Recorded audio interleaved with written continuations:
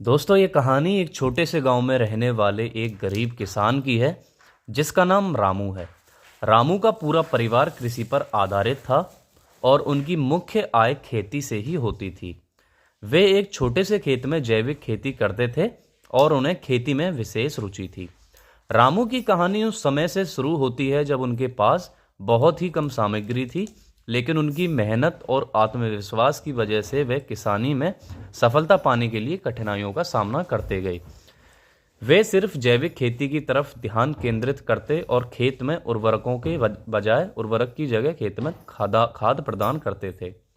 अपनी मेहनत और समर्पण से रामू की खेती धीरे धीरे फलने लगी और उनकी पैदावार बढ़ती गई। उनको मुनाफा कमाने की क्षमता वृद्धि हुई। वे अपने उत्पादों को स्थानीय बाजार में बेचते और इससे उनकी आर्थिक स्थिति में सुधार होने लगा। रामू की सफलता उनके परिश्रम, संघर्ष, सहनशीलता की कहानी है। उन्होंने कभी हार नहीं मानी और हमेशा आगे बढ़ने का प्रयास किया। उनकी कहानी गांव के लोगों के लिए प्रेरणा स्रोत बनी और उन्होंने दिखाया कि छोटे सपनों को हकीकत में बदलने का सबसे महत्वपूर्ण कदम है संघर्ष। इस कहानी से हमें यह सीखने को मिलता है कि सफलता पाने के लिए धैर्य और परिश्रम अत्यंत महत्वपूर्ण होते हैं।